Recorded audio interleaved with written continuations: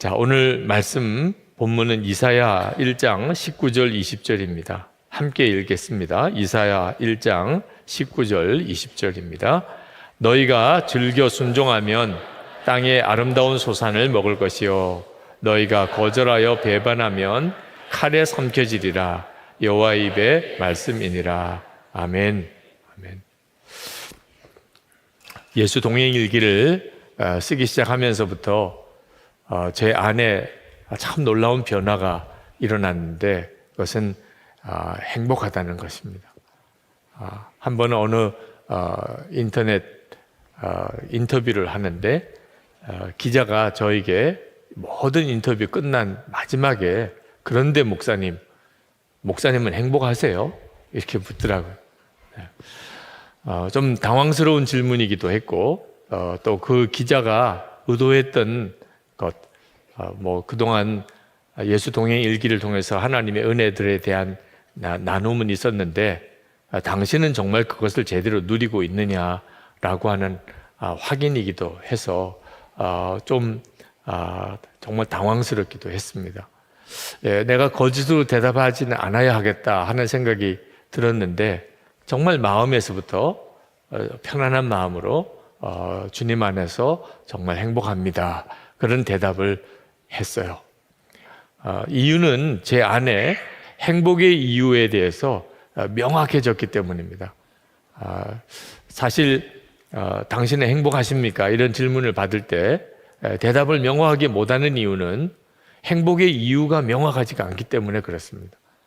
저도 한동안에는 풍요한 삶에 대한 마음의 열망이 있었습니다. 왜냐하면 그게 행복한 거라고 생각했기 때문에.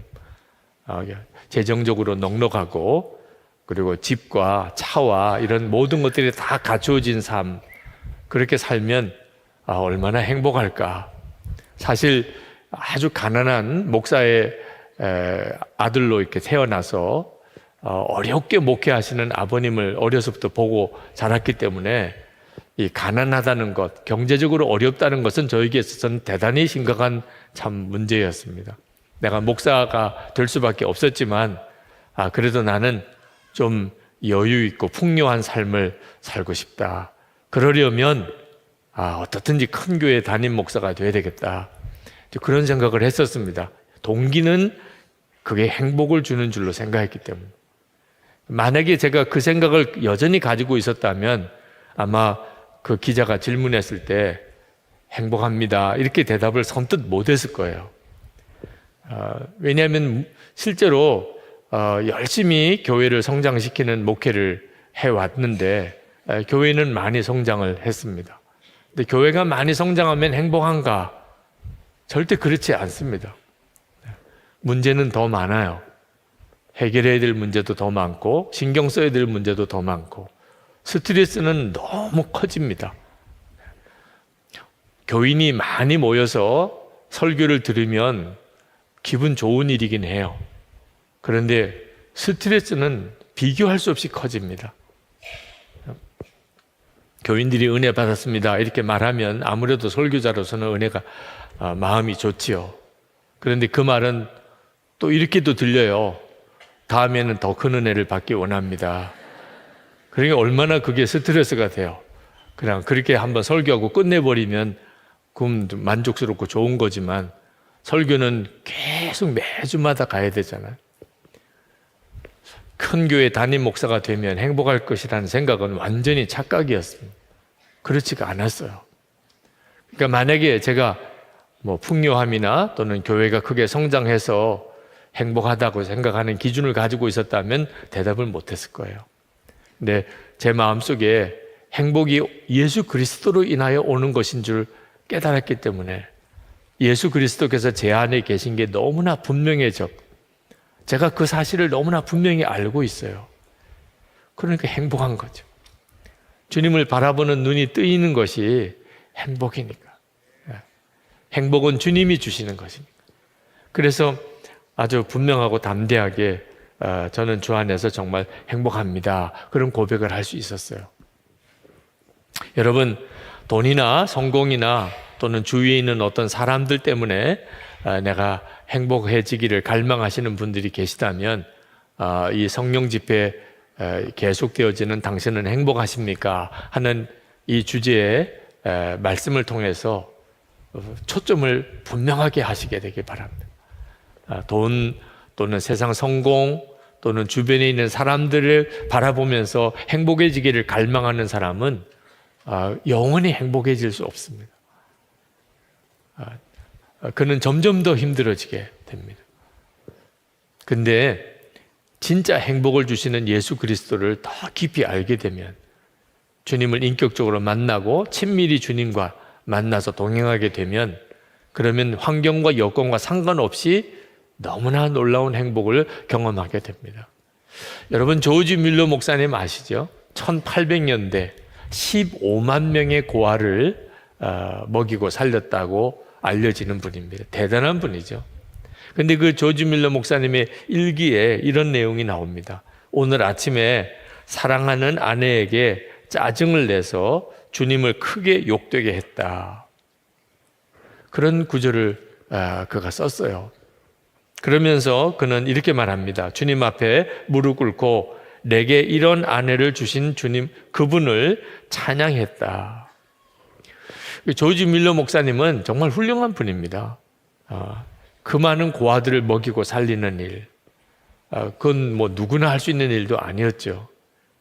그런데 그가 많은 고아들을 먹이고 살리는 그 일 때문에 행복했던 건 아니었어요. 오히려 그것은 조지 뮬러 목사님을 엄청난 스트레스 속에 몰아넣어 갔습니다. 여러분, 그렇지 않겠어요? 애들 하나나 둘, 셋 먹이고 기르는 것도 얼마나 힘들어요. 그죠? 그런데 15만 명의 고아를 먹였다는, 그러니 그걸 감당해내야 될 책임감이 얼마나 컸겠습니까? 그게 너무 힘드니까 어떤 때는 사랑하는 아내에게 아주 상처가 되는 말을 했던 날이 있었다는 것. 그러니까 누구나 다, 당신은 정말 훌륭합니다. 당신은 어떻게 이렇게 귀하고 좋은 일을 할 수 있어요? 그런 일을 한다고 해서 그가 행복해지는 게 아닙니다. 조지 뮬러 목사님이 그걸 우리에게 분명하게 교훈하고 있는지도 몰라요. 그럼 조지 뮬러 목사님은 이런 상태를 어떻게 극복했는가? 그분이 쓴 일기에 이렇게 썼습니다. 이전 어느 때보다도 분명히 깨닫는다. 내가 날마다 가장 먼저 그리고 가장 힘써야 할 큰 일은 내 영혼을 주 안에서 행복하게 하는 것이다. 내가 관심을 두어야 할 첫 번째는 주님을 얼마나 섬기느냐가 아니라 어떻게 내 속 사람이 행복한 상태에 이르느냐는 것이다. 그래서 내가 해야 할 가장 중요한 일은 하나님 말씀을 읽고 묵상하는 데 전념하는 것이다. 조지 뮬러 목사님은 내가 많은 고아들을 먹이고 살려내는 일을 하려면 우선 나 자신의 마음의 심령이 행복해야 된다. 내가 해야 될 가장 중요한 일은 일이 아니라, 사역이 아니라 주님과 사이에서 내 마음이 행복해지는 것이다. 그래서 말씀 묵상에 전념했었다는, 항상 조지 뮬러 목사님이 말씀을 읽고 묵상하는 시간을 깊이 가졌다는 것. 이유는 하나예요. 내 마음이 행복해야, 그래야 내가 고아들을 제대로 먹였고 살릴 수 있다는 것. 내가 어떤 좋은 일을 하고 사람들이 칭찬받는 일을 하면 내가 행복해지는 게 아닙니다. 교회 사역을 하는 우리 많은 교우들을 보아도 행복해서 사역하는 분이 있고 행복하고 싶어서 사역하는 분들이 있습니다. 행복하고 싶어서 사역하시는 분들은 진짜 부담스러운 분이에요. 행복하게 해드려야 되니까. 그가 교회에서 열심히 섬기는데 마음의 목적은 행복하고 싶어서. 그러면 목사는 뭘 어떻게 해야 돼요? 예수님도 못하는 일을 해야 돼요. 그분을 행복하게 만들어줘야 돼요. 근데 정말 마음에서부터 행복하신 분들, 주님으로부터 오는 은혜죠. 그런 분들은 정말 샘이 솟는 것 같아요. 여러분, 꼭 기억해야 합니다. 나도 예수님을 믿는데 나는 그런 행복을 누리지 못하는 것은 왜 그렇습니까? 그렇게 질문하는 분도 계십니다. 예수님, 내 마음이 계신 거 내가 믿는데 나는 그런 행복을 누리지 못하다면 그럼 어떻게 해야 되죠? 이유가 있습니다. 예수님을 마음에 영접하고도 예수님으로 인하여 누리는 행복을 얻지 못하는 경우는 그가 예수님이 마음에 계시다는 것을 믿는다고는 하지만 아직 진짜 믿는 게 아니기 때문에 그렇습니다. 예수님이 정말 내 마음에 계신 게 정말 믿어지면 그러면 우리는 그냥 예수님이 내 마음에 계시다는 걸 믿는다라고 끝날 수가 없어요. 반드시 그 주님께 순종하는 삶으로 갑니다. 내 안에 정말 주님이 내 마음에 와 계세요. 그러면 그 사람은 어떻게 살지요? 그 주님께 순종하는 삶을 살게 돼요. 그런데 안타깝게도 많은 분들이 예수님은 내 안에 계시다고 고백하면서도 실제로 주님께 순종하는 삶이 없어요. 아직까지 진짜 믿는 게 아닌 것입니다. 어떤 분이 요한계시록 그 3장 20절 말씀에 주님이 문을 두드리는 말씀을 읽고 궁금한 질문이 생겼어요. 목사님, 분명히 저는 예수님이 제 마음에 계시다는 것을 아는데 내 마음에 임하신 주님이 왜 또 내 마음의 문을 두드리십니까? 이유는 하나예요. 역시 순종이에요. 예수님이 내 마음에 계시다고 하면서도 주님께 온전히 순종하는 삶이 없는 사람에게는 주님은 여전히 마음을 두드리셔야 돼요. 그러니까 오늘 이 시간에 여러분이 예수님이 진짜 행복을 주실까? 돈도 나를 행복하게 못 해주었고 남편과 아내도 나를 행복하게 못 해주고 자녀들도 나를 행복하게 못 해주고 세상에서 성공해도 나는 행복하지 않은데 예수님이 진짜 나를 행복하게 해주나? 나도 예수님 믿는데 예수님 내 안에 계신데 나는 그런 행복을 경험하지 못했어 라고 하시는 분들은 여러분이 주님께 얼마나 순종하고 있는지를 한번 점검해 보시기 바랍니다. 여러분이 진짜 예수님이 여러분 안에 계시다고 믿는다면 그렇다면 여러분은 반드시 순종하는 사람이 되어 있습니다. 여러분이 만약에 예수님께 순종하는 삶이 없다면 예수님이 마음이 계시다는 것은 그냥 지식으로만 알고 있는 실제가 아닙니다. 사도행전 10장에 보면 베드로가 요바에서 그 건물 옥상에 올라가서 기도를 했습니다. 근데 얼마나 기도를 했느냐면 배가 고플 정도로 기도를 했어요. 그러니까 시간이 상당한 시간을 기도를 했다는 뜻입니다. 베드로가 아주 시장기를 느낄 정도예요. 대단히 훌륭하죠. 그렇게 기도를 열심히 했습니다. 근데 그때 하나님께서 베드로에게 한 가지 테스트를 하셨습니다. 하늘에서 큰 보자기 같은 것이 내려오는데 그 안에는 4발 가진 짐승과 그리고 기는 것과 공중에 나는 짐승들이 그 보자기에 가득히 이렇게 쌓여져 있었습니다. 그러면서 하나님께서 베드로에게 말씀하셨어요. 이것을 잡아 먹으라. 그때 베드로가 기겁을 하면서 하나님 저는 못 먹습니다. 저는 하나님이 먹으라고 말씀하신 계명에 기록되어 있는 것 외에는 저는 부정한 것은 먹지 않습니다. 그렇게 대답을 했습니다. 기도를 그렇게 열심히 하고 정말 배가 고플 정도까지 그렇게 기도한 사람이 하나님께서 먹으라고 그랬는데 못 먹겠다고 금방 이야기하는 꼭 우리들을 보고 하는 것 같아요. 네. 우리가 다 하나님을 잘 믿는 사람들입니다. 그런데 우리 안에 주님이 하라고 하면 금방 순종하는 마음이 우리에게도 부족해요. 주님이 뭐라고 말씀하시면 자꾸 토를 달아요. 왜 내게만 그렇게 말씀하십니까? 왜 꼭 그렇게 어려운 것만 하십니까? 꼭 그렇게 하기 힘든 것만 하십니까? 꼭 해야만 됩니까? 여러분의 마음속에 예수님의 주님 되심은 순종하려고 하는 마음과 직결되어 있습니다. 예수님 내 마음의 주님이시라고 이렇게 말을 한다고 그래서 예수님께서 정말 주님이 되신 건 아니에요. 순종을 통해서 예수님이 주님이 되시는 겁니다. 제가 연회에서 목사 안수식을 이렇게 지켜보는데 참 귀하더라고요. 이제 목사 안수를 받으시는 젊은 목회자들이 하나님 앞에 자신의 삶을 다 헌신하는 종이 되겠다고 결단하는 그런 모습을 보는 것은 정말 귀한 일이었어요. 그런데 그 순간에 제 마음속에 갑자기 이런 생각이 들었습니다. 하나님의 종이 되겠다고 그렇게 헌신하는 우리 이 목사 안수 받으시는 분들을 보시는 주님의 마음은 기쁠까? 정말 기쁘실까?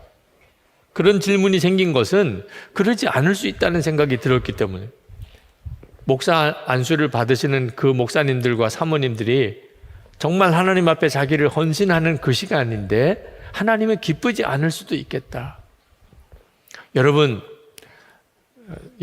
아침에 그 아파트 문을 이렇게 열어보니까 그 어린 아기가 이 포대기에 쌓여서 거기에 울고 있어요.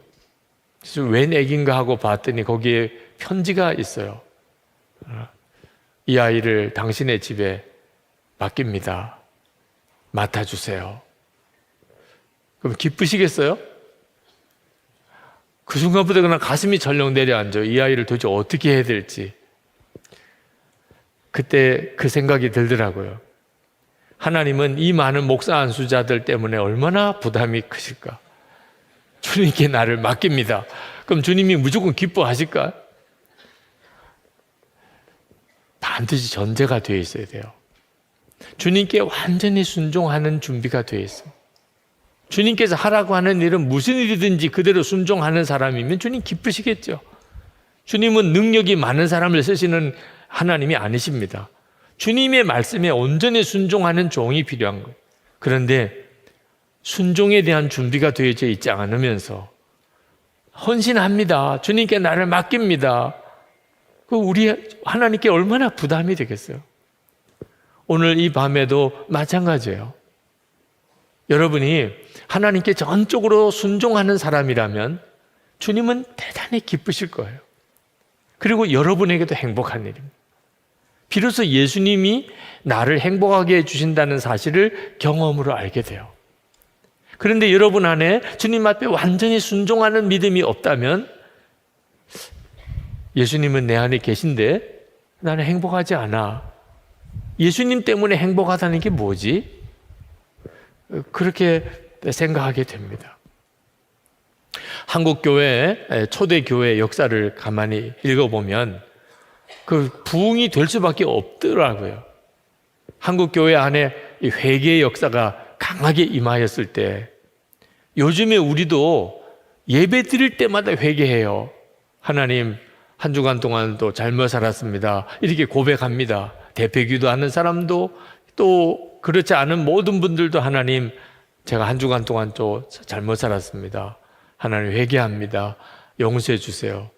초대교회 때도 마찬가지였어요. 그런데 초대교회 때는 한 가지 달랐던 것이, 이게 집회 중에 말씀을 듣고 기도 중에 잘못을 깨닫고 회개했으면 반드시 집회 끝나고 난 다음에 자기가 잘못한 사람 찾아가서 용서를 구하고, 누구에게 빚을 내고 안 갚은 게 있으면 갚아주고, 누구에게 손해를 끼친 게 있으면 배상해주고, 그래서요 하나님 앞에 회개한 바로 그 다음에 그것이 행동으로 옮겨졌어요. 그러니 그 교회가 있는 마을 사람들 심정을 한번 생각해 보십시오. 어떤 사람이 교회 가서 무슨 부흥회가 있었다든지 집회가 있어서 갔다가 와가지고 갑자기 자기 집에 찾아와서 울면서 그동안 내가 잘못했던 거 용서해달라, 당신한테 지난번에 내가 마음 상하게 했던 거 용서해달라,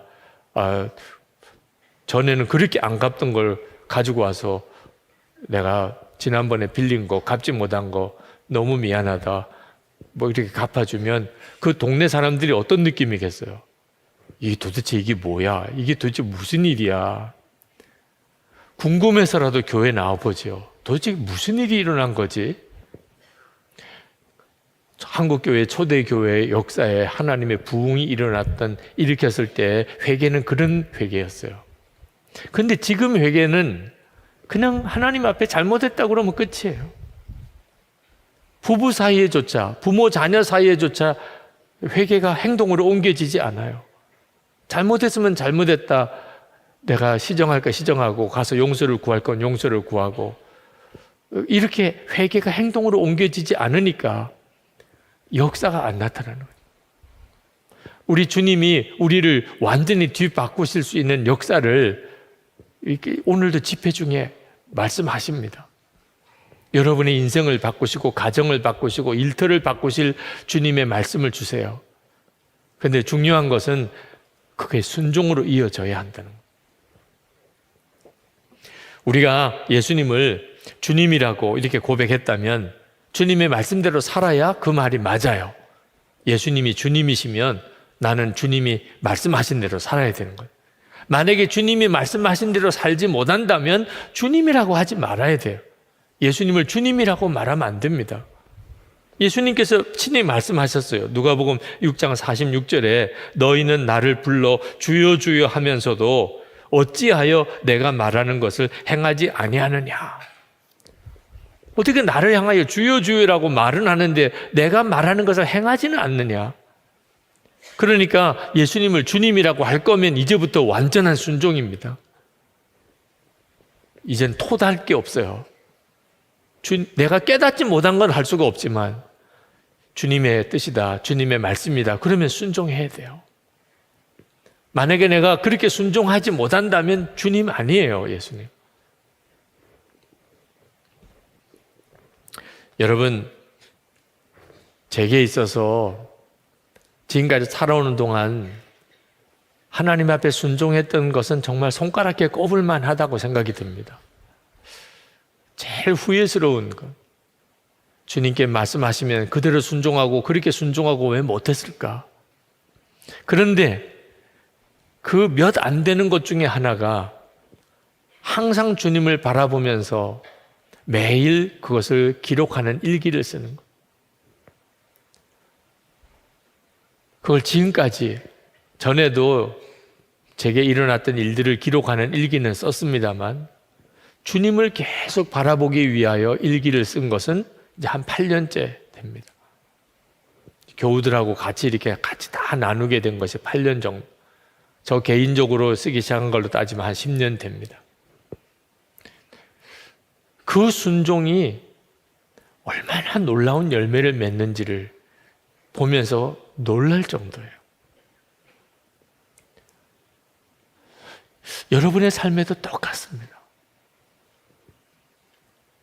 우리가 순종이 얼마나 놀라운 은혜를 주는지, 우리를 얼마나 행복하게 만드는지 우리가 너무 잘 모르기 때문에 주님이 우리에게 순종하라고 말씀을 주실 때 힘들어서 못하고 하기 싫어서 안 하고 귀찮아서 안 하고 부담돼서 안 하고 다 그렇게 순종하지 못하다가 결국 너무너무 힘들고 지치고 피곤하고 답답한 인생을 살아가는 거예요. 일기를 매일 쓰는 일은 쉬울까요? 어려울까요? 써보신 분들만 대답하시기 바랍니다. 네. 이것이 내가 주님께 순종하고 그렇게 하겠다고 결단한 게 아니라고 한다면 벌써 그만뒀죠. 아마 그만뒀으면 저는 지금 누리는 이 은혜를 누릴 수 없었을 거예요. 그런데 주님, 제가 그렇게 하겠습니다. 저도 주님을 계속 바라보는 삶을 살기 위해서 매일 오늘 내가 어떻게 주님을 바라보았는지를 기록하고 살겠습니다. 라고 하나님 앞에 순종을 결심했어요. 그동안 주님이 말씀하신 걸 다 순종한 건 아니었지만 정말 주님과 동행하는 삶 살기를 갈망하는 마음 때문에 그거 하나를 지켜왔습니다. 그리고 거기서 모든 것의 변화를 경험했어요. 빌립보서 2장 12절에 보면 그러므로 나의 사랑하는 자들아 너희가 나 있을 때뿐 아니라 더욱 지금 나 없을 때에도 항상 복종하여 두렵고 떨림으로 너희 구원을 이루라. 그런 말씀을 하셨어요. 그러니까 사도 바울이 빌립보 교인들에게 권한 가장 첫 번째 권면이 항상 복종하여. 제가 주님을 바라보면서 일기를 쓰기 시작하면서부터 제 안에 일어난 변화예요.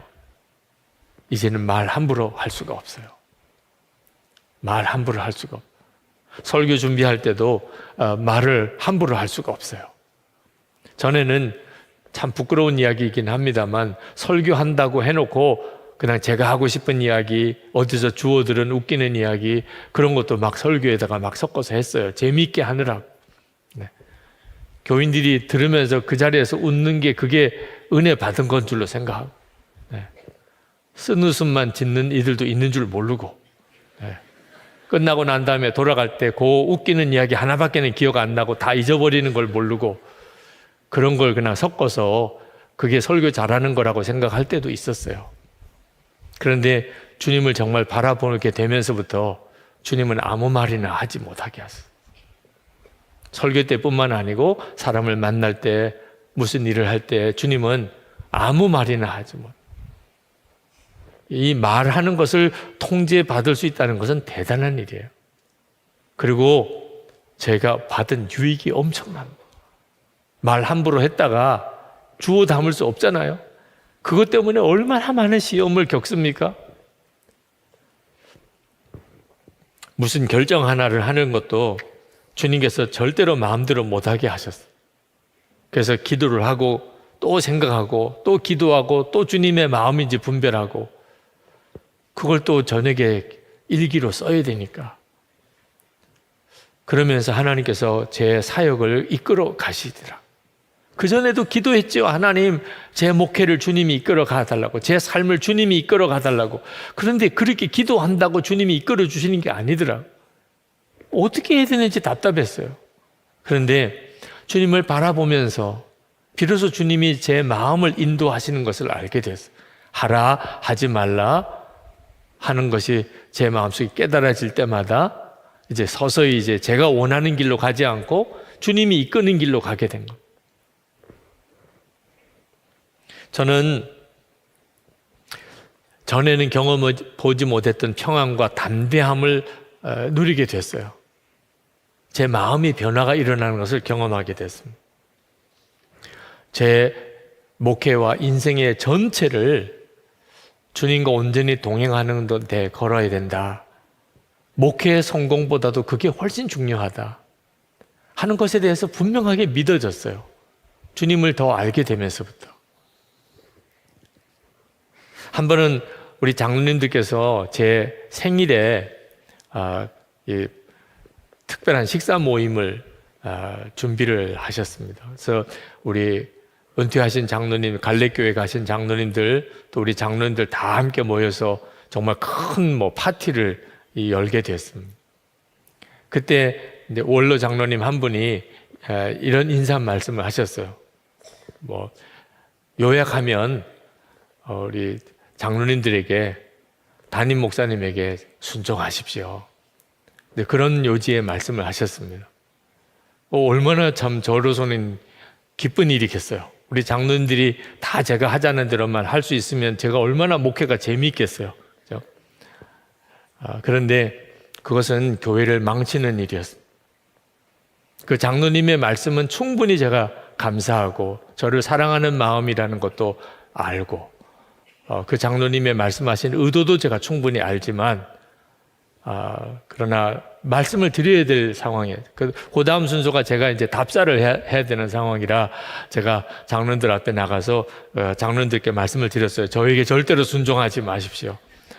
장로님 절대로 저에게 그 교회 망치는 일입니다. 담임 목사에게 순종하는 것은 교회 망치는 일입니다. 장로님들은 오직 주님께 순종하십시오. 그러면 충분합니다. 장로님들이 다 철저히 매사에 무슨 말을 하든지 무슨 결정을 하든지 주님께만 순종하려고 하면 우리 교회 너무너무 좋은 교회 됩니다. 저도 주님께 순종하고 장로님들도 주님께 순종하면 하나 되는 것은 일도 아닙니다. 때때로 좀 갈등도 오겠고 의견이 안 맞을 때도 오지만 걱정 안 합니다. 우리의 마음의 동기가 주님께 순종하는 데만 있다면, 그렇다면 주님은 우리 교회를 얼마든지 하나 되게 만드셔서 목사와 장로님들과의 관계가 가장 좋은 관계가 되게 하셔서 하나님이 교회를 이끄실 것입니다. 그러나 이 순종은 쉬운 일이 아닙니다. 주님께 순종하겠다고 결심한다고 순종이 되는 게 아닙니다. 주님께 순종하는 훈련을 끊임없이 해야 합니다. 그래서 장로들과 예수 동행 일기를 같이 쓰고 나누고 지냅니다. 목적은 하나예요. 우리 장로님들이 어떻게 사시나 보려고 쓰려고 같이 하는 거 아니에요. 장로님들은 담임 목사님이 어떻게 사나 그거 보려고 영성일기 같이 나누는 거 아닙니다. 주님과 동행하는 삶을 정말 살아보려고 그렇게 서로 격려하는 거. 끊임없이 그렇게 살자고. 그게 교회를 살리는 것이에요.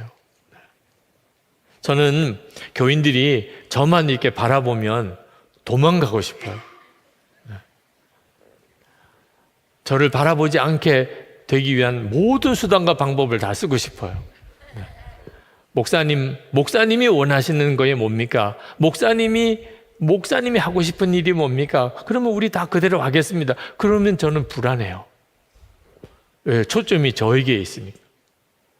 그건 정말 망치는 일의 시작입니다. 저는 우리 교우들이 다 주님을 바라보는 눈이 열리게 되기를, 정말 주님이 기뻐하시는 일이 뭔지를 찾는 마음을 갖다. 그러면 하나님께서 이 교회를 정말 놀랍게 세워가시게 될 거예요. 우리는 정말 행복할 겁니다. 주님이 기뻐하시는 일을 교회가 자꾸 하게 되는 일을 보는 것은 정말 기쁘죠. 지금 이 자리에도 주목자들이 계신데 우리가 주목자 사역을 처음에 할 때만 해도 간단한 일은 아니었습니다. 그런데 우리 교우들 중에서 우리를 가장 기쁘게 하는 그런 교우들 중에 주목자들이 계세요. 주목자들이 이렇게 교회 로비에서 또는 어떤 봉사활동을 나가기 위해서 준비하고 계시거나 이럴 때 우리 주목자님들과 악수하면 감동이 있어요. 그건 정말 놀라운 일이죠. 순종의 걸음을 이렇게 디뎌보면 비로소 주님은 우리와 함께 계시고 우리가 얼마나 행복해질 수 있는지를 주님이 우리에게 가르치세요. 예수님은 지금도 살아계신가? 그것은 예수님의 말씀대로 살아본 사람만 체험하게 됩니다. 다른 방법이 없어요. 예수님이 정말 나와 함께 계시구나, 주님의 말씀대로 살아본 사람만 경험하게 됩니다. 어느 산부인과 의사 한 분이 재미있는 이야기를 하시더라고요. 어떤 여인이 해산을 할 때가 됐는데, 그런데 자연분만이 도무지 안 돼서 천상 제왕절개를 해야 할 상황이 되었습니다. 그래서 이제 마취를 하기 위해서 그 산모에게 심호흡을 하라고 했어요. 그랬더니 그 산모가 얼마나 긴장을 했는지 심호흡 이렇게 이야기를 하더라고요. 심호흡 하세요. 그러니까 심호흡 이렇게, 얼마나 우스운지 그 모습을 보면서 얼마나 긴장하고 힘들었으면 제정신이 아닌 상태까지 간 거죠. 그 이야기를 듣고 참 많이 웃었지만 꼭 우리 예수 믿는 우리들을 비유해서 하는 이야기 같더라고요. 우리가 말은 얼마나 잘해요. 세상 사람들이 다 인정해요. 예수 믿는 사람 말 잘하는 거. 말은 못 당해. 하여튼 교회 다니는 사람 말은 못 당해. 말은 또 얼마나 잘하는지. 세상 사람들이 다 그렇게 이야기를 해요. 그건 정말 수치스러운 일이죠. 말 없이 우리가 정말 순종의 삶을 살아내는 것으로 유명해져야 되는데, 우리는 집에서나 또는 뭐 친척들 만났을 때나 직장에서나 금방 다 말로만 해결해버려요. 그러니까 예수님이 정말 우리와 함께 계신 것을 실제로 경험하지 못하는 것이고, 예수님이 나를 행복하게 해준다는 게 잘 이해가 안 되는 거예요. 여러분, 순종을 하되 즐거이 순종하는 자가 되어야 합니다. 오늘 우리가 붙잡고 기도할 제목이기도 한데, 이사야 1장 19절에 너희가 즐겨 순종하면 땅의 아름다운 소산을 먹을 것이요. 네, 여러분, 이 즐거이 순종하는 일이 어렵습니다. 순종이라는 것 자체가 힘든 일인데 그걸 어떻게 즐거이 순종할 수 있어요? 그러니까 반드시 진리에 대하여 눈이 뜨여야 됩니다. 그래야 순종이 즐거워지게 돼요. 여러분, 순종은 우리가 사는 길이에요. 20년, 한 30년 전이군요. 제가 타지키스탄에 집회를 갔을 때요. 선교사님 교회에 폭탄 테러가 일어났어요. 그래서 수많은 사람이 죽고 다쳤어요. 그 불안해하는 교회에 목사님이 오셔서 좀 부흥회를 해달라고, 그래서 부흥회를 인도하러 갔었습니다. 근데 거기서 참 귀한 집사님 한 분을 만났어요. 지금은 장로님이 되셨는데 그 집사님이 무역업을 하시는 분인데 해마다 100만 불, 우리나라 돈으로 하면 한 10억 가까이를 개인적으로 선교헌금을 보내는, 선교사님들에게 선교비를 보내시는 분이더라고요. 그러면서 그분과 하루 저녁을 같이 지내면서 그분의 간증을 들었어요. 근데 그 간증 중에 제 마음에 특별히 오래 기억이 남는 간증이 하나 있었습니다. 어느 날 특별 헌금에 대한 부담이 생겼대요. 교회에서 어떤 일이 있는데 내가 헌금을 해야 될 입장이구나. 그런데 여러 가지 이제 사업상에 쉽지 않은 일들이 있는 바람에 그 헌금을 선뜻 하기가 어렵더래요. 그래서 헌금을 하지 못하고 이렇게 시간이 지나가는데 자꾸 마음에 헌금에 대한 부담을 자꾸 주셔서 결국은 마음이 결심을 했습니다. 하나님이 하신 것이군요. 제가 순종하겠습니다. 그래서 그 헌금을 마련해서 헌금을 했어요. 그리고 바로 그 다음 날 사업이 엄청 어려워졌어요. 갑자기 지금까지 겪어보지 못했던 큰 어려운 문제가 터졌습니다. 그래서 사업 자체가 다 존폐 위기에 이를 정도로 어려워졌어요. 완전히 쫄딱 망하게 된 거죠. 그런데 그 집사님 하시는 이야기가 참 놀랍더라고요. 그런 일이 벌어졌는데 마음에는 너무 기쁘더라는 거예요. 그러면서 하시는 이야기가, 만약에 내가 그 헌금을 그때까지 못했었다면 자기는 완전히 끝났을 거예요. 하나님의 징계구나. 하나님이 헌금하라고 그랬는데 내가 순종 안 하니까 하나님이 다 걷어가셨구나. 그러면 다시 일어날 의욕도 없는 거예요. 하나님이 벌을 주신 것. 정말 하나님 앞에 회개하고 회개하는 것밖에 없죠. 그런데 하나님이 나를 징계하신 게 아니야, 이건.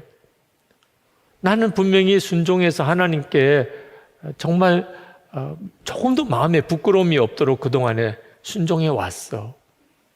그 어려운 그 헌금도 내가 감당했어. 근데 어려움이 온 거예요. 마음에 이건 징계가 아니다. 반드시 하나님의 특별한 뜻이 있다. 그래서 그런 형편 가운데서도 마음이 담대해지고 오히려 기쁘고 그렇게 헌금할 수 있었던 게 너무 다행이고, 그리고 하나님 앞에 담대하게 하나님의 말씀대로 합력할 선을 이루어 주소서. 그렇게 믿음을 가지고 나가게 되면서 정말 하나님이 완전한 회복과 그 이전보다 더 큰 회복을 자기에게 주셨다. 그런 간증을 이렇게 하시더라고요. 여러분, 순종이 얼마나 큰 복인지를 모르니까, 또 순종하지 않을 때 얼마나 어려워지는지를 모르니까 순종이 힘들다고 말하는 겁니다. 하나님이 나를 살리려고, 나를 진짜 하나님이 역사하시는 삶으로 이끄시려고 내게 말씀하셨는데 내가 듣지 않으면, 그러면 그 뒤를 어떻게 감당할 수 있겠어요? 요한일서 3장 21절 22절에 보면 이렇게 말씀합니다. 우리 같이 한번 읽으실까요? 사랑하는 자들아, 만일 우리 마음이 우리를 책망할 것이 없으면 하나님 앞에서 담대함을 얻고 무엇이든지 구하는 바를 그에게서 받나니, 이는 우리가 그의 계명을 지키고 그 앞에서 기뻐하시는 것을 행함이라. 아멘. 오늘 기도하러 나오신 여러분, 명심해야 합니다. 여러분이 기도문이 막히지 않기 위하여, 기도의 담대함을 얻기 위하여 하나님께서 내게 무슨 말씀을 하시든지 순종해야 하는, 순종의 걸음을 반드시 걸어야 합니다. 그러면 기도문이 열려요. 기도의 담대함이 열려요. 순종은 우리 인생을 바꿉니다. 본 리즈가 쓴 중국의 예수가정이라는 책에 보면 그 1920년대 중국 예수가정교회, 말할 수 없는 핍박의 시대에 그 칭틴옌이라고 하는 지도자 이야기가 나옵니다. 그분은 아주 골수 유교 집안 출신입니다. 그런데 그가 선교사님이 운영하는 학교에서 공부를 하게 돼서 거기서 복음을 듣고 성경을 배웠습니다. 그러나 자기는 유교 신자였기 때문에 학교만 선교사님 학교에 다니고 어쩔 수 없이 성경은 배우지만 예수님을 영접하지는 않았습니다. 그런데 학교에서 이제 반장을 이제 뽑히게 됐어요.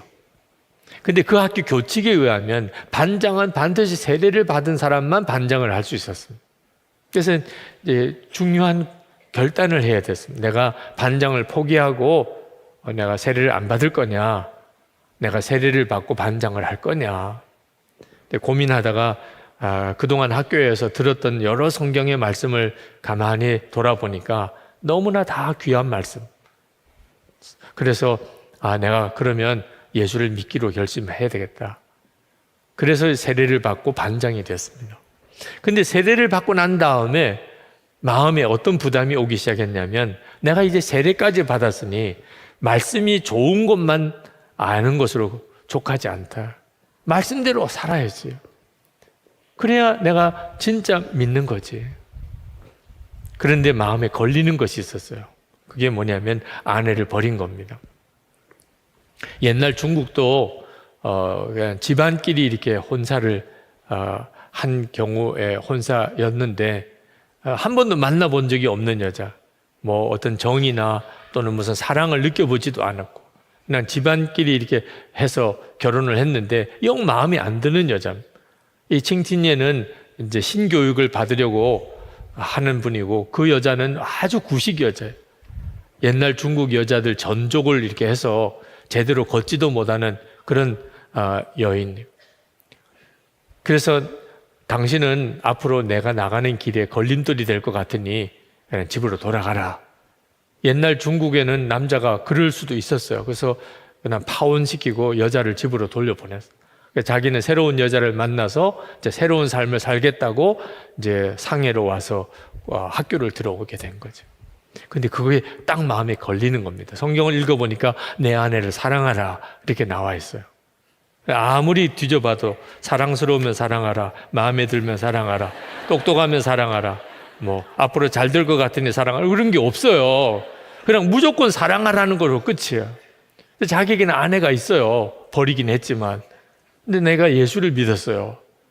세례를 받고 난 다음에 이제는 내가 정말 예수 믿고 세례까지 받았다면 말씀대로 살아야 세례인이지. 그러면 아내를 어떻게 해야 되지? 그리고는 고민을 막 한참을 하다가 결단을 내립니다. 근데 세례까지 받았으니 이젠 순종의 길밖에 없다. 그리고는 자기가 버린 아내 집을 찾아갑니다. 그리고는 아내 앞에서 용서를 구해요. 내가 당신을 이렇게 친정으로 내쫓은 것을 용서해 주세요. 내가 예수를 믿고 내가 하나님의 말씀대로 살기로 결단을 했는데 하나님께서 아내를 사랑하라고 했습니다. 내가 당신을 사랑하지 않았습니다. 당신이 용서해 주면 내가 당신을 아내로 맞아서 정말 사랑하며 그렇게 살고 싶다고. 그러니 그 아내가 뭐 어찌 안 하겠다고 하겠어요. 말도 안 되는 일이 자기 눈앞에 벌어진 겁니다. 그러고는 당장 집으로 돌아가자는 거예요. 근데 집까지 24km의 거리입니다. 그 옛날에 무슨 차도 있었던 것도 아니고 걸어가야 돼요. 24km를 걸어가요. 아내가 그러면 내일 날 밝으면 가자고 그랬더니 하나님 앞에 순종은 즉시 해야 된다. 지금 가자는. 아니 이 밤길에 그리고 전족을 한 여인이기 때문에 조금만 걸으면 다리가 아파서 걸을 수가 없어요. 가다가 도무지 다리가 아파서 주저앉아 있는 아내를 보고 이 칭티니에 씨가 그 당시 중국 남자로서는 할 수 없는 일을 했습니다. 아내를 업은 거예요. 남편이 아내를 업었다. 이건 그때 당시 유교 사회에서는 이건 말도 안 되는 일인데 오직 하나, 빨리 내가 버렸던 아내를 내가 집으로 다시 데려와야 된다. 그 순종을 하기 위해서 아내를 업고 24km 길을 걸어요. 그리고 집에 도착을 합니다. 그리고 집의 문지방을 딱 넘어서는데 성령이 임해요. 그 두 사람에게. 성령은요, 예배당에서만 임하는 게 아닌 것 같아요. 여러분이 아내를 업고 문지방을 건널 때 임해요. 우리 남편 되시는 분들, 성령 받기 원하시는 분이 있으면 한번 해보세요. 네. 그때 칭티닌 부부가 성령을 받습니다. 그리고 굉장히 강력한 이제 가정교회 지도자가 되고, 그 부인, 칭티닌 씨의 부인이 너무나 훌륭한 가정교회 여성 지도자가 됩니다. 무식하고 옛날 사람이고 그랬던 그분이 성령을 받고 난 다음에 너무나 놀라운 지혜와 믿음의 사람이 돼요. 결국 왜 우리의 삶에는 예수를 믿어도 그렇게 기쁠 일과 하나님의 역사가 안 나타나는가? 우리에게 있어서 순종에 뭐가 문제가 있습니다. 그냥 우리는 예수님을 믿는다, 주님은 내 마음에 계시다, 이러고 그냥 끝나는 거예요. 그런 믿음도 참 귀한 믿음이긴 하지만 아직까지 역사가 있는 믿음이 아닙니다. 예수님과 동행하는 삶의 핵심은 순종이에요.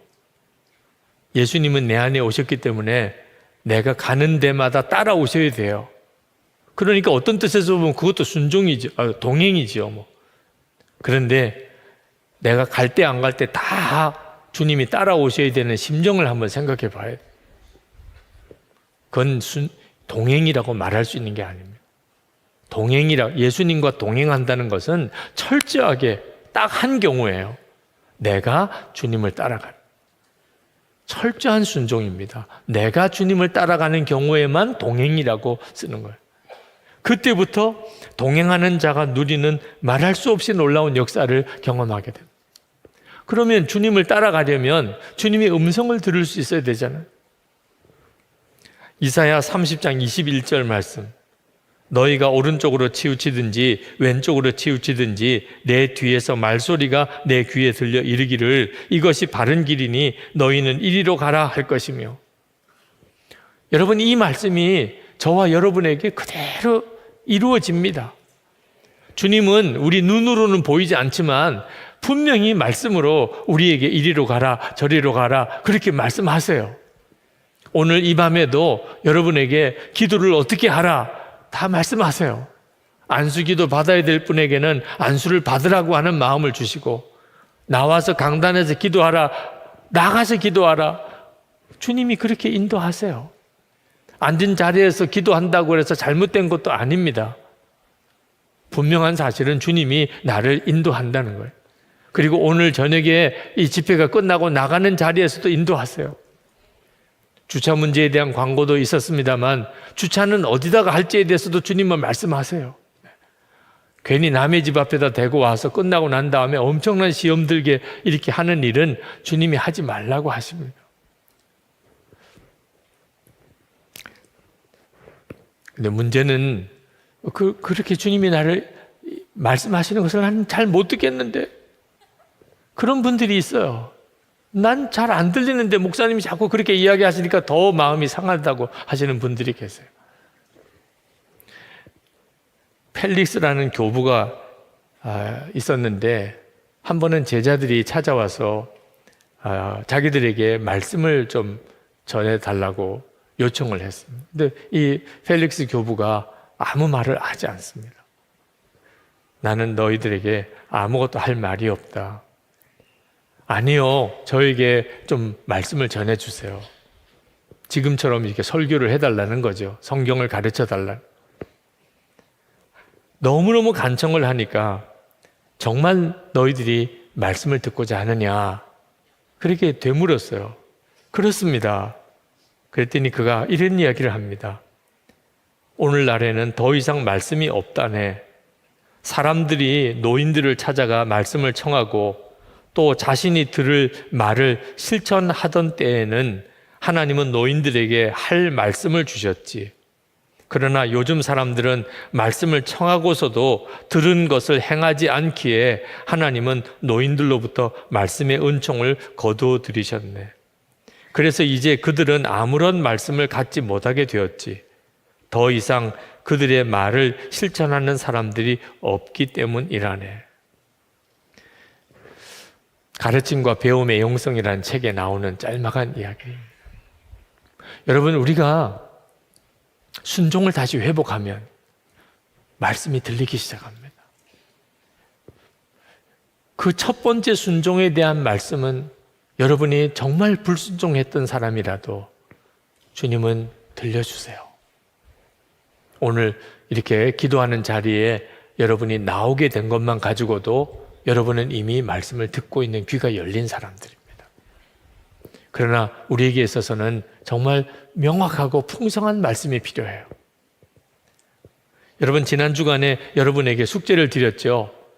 한 주에 간증거리 하나씩은 좀 분명하게 기록을 하자. 그래야 1년이 지나면 50가지의 간증이 있지 않겠는가. 한 주간 동안 여러분 예수님과 함께 동행하셨잖아요. 그러면 여러분에게 한 주간, 이번 한 주간 동안 주님이 역사하신 것에 대한 무슨 간증이 있나요? 아무 생각 없이 오신 분들 있다면 오늘 하세요. 주님, 이 한 주간 동안 하나님이 저의 삶 속에 역사하신 게 뭡니까? 한 가지만이라도 제가 깨닫게 해주세요. 그리고 그것을 실제로 기록해보세요. 아주 작은 것이라도 좋아요. 처음에는 아주 작은 것이라도 좋아요. 성령 집회에 나오신 게 간증거리면 그거라도 써도 돼요. 또는 뭐 아무 생각이 안 나면 일단은 오늘은 이번 주는 아무 생각이 안 납니다라고 기록해 두세요. 그건 나중에 굉장히 놀라운 간증, 반전의 고백이 돼요. 내가 처음에는 이렇게 아무 생각이 안 납니다. 이랬던 사람입니다. 이런 간증을 여기 나와서 하게 될지도 몰라요. 그 대신에 정확히 기록해 두세요. 저는 우리 목사님들과 그런 약속을 지난 주간에 했습니다. 이번 주간에. 우리 교우들에게는 한 주일에 하나를 이야기를 했는데 우리 목사들은 매일 하나씩을 하나님 앞에 정말 순종의 삶을 살았던 일, 하나님의 역사를 경험했던 일 하나씩만이라도 우리가 매일 좀 붙잡읍시다. 그러면 1년이면 360가지가 돼요. 이건 얼마나 놀라운 일이에요. 영성 일기 속에 오늘 하나님이 나에게 무엇을 말씀하셨고 그리고 나는 그걸 어떻게 순종했는지 우리 예수 동행 일기에 보면 순종이라는 칸이 나옵니다. 얼마나 오늘 내가 순종했는지 여러분들도 꼭 한번 해보세요. 어제 제 예수 동행 일기의 한 부분입니다. 오늘 마음을 너무나 힘들게 하는 말을 들었다.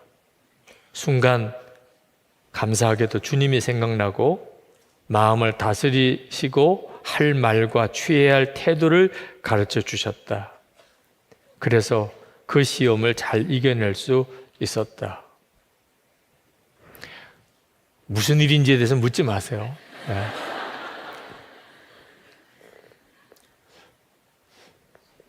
여러분들도 꼭 도전해 보세요. 순종의 삶, 그 너무너무 놀라운 그 삶을 그동안에는 몰랐어요. 그건 부담스러운 거라고만 생각했어요. 순종하고 또 순종하고 순종하는 사람이 누리게 될 그 엄청난 축복을 몰랐기 때문에요. 그래서 지금부터라도 마치 처음 시작하는 사람처럼 매일 한 가지라도 주님이 내게 뭐라고 말씀하셨으면 내가 그대로 순종하는 삶을 좀 살아보자. 하루 지나고 한 달 지나고 1년이 지나면 이게 엄청난 일이 됩니다. 필립 얀시가 쓴 책에 보면 그가 어느 한 수도원에 여행객이 방문을 했던 내용을 기록하고 있습니다. 수도승이 방문객에게 이런 말을 했어요. 머무시는 동안 무엇이든지 필요한 것이 있으면 말씀해 주시기 바랍니다. 그것 없이 사는 법을 가르쳐 드리겠습니다. 뭐든지 필요하면 말씀하세요. 네. 그거 없이 사는 법을 제가 가르쳐 드릴게요. 정말 예수님 바라보고 주님과 동행하고 살면 불편한 게 많고 부족한 게 많고 어려운 게 많아도 아무 문제가 안 될 정도로 놀라워요. 주님과 동행하고 주님께 순종하는 삶을 사는 게 엄청난 일이에요. 오늘 이제 우리 같이 찬양하고 기도할 텐데 오늘 여러분의 영적인 삶에 어떤 매듭이 지어지는 날이 되기 바랍니다. 주님께 완전히 순종하겠다. 말씀하시면 순종하겠습니다. 내가 몰라서 순종을 못했지 주님, 제가 불순종하고 있으면 깨닫게 해주시고, 주님, 제가 해야 될 일이 있으면 지금 제게 지시해 주옵소서. 그리고 여러분들의 삶 속에 순종의 삶이 시작되기를 축복합니다.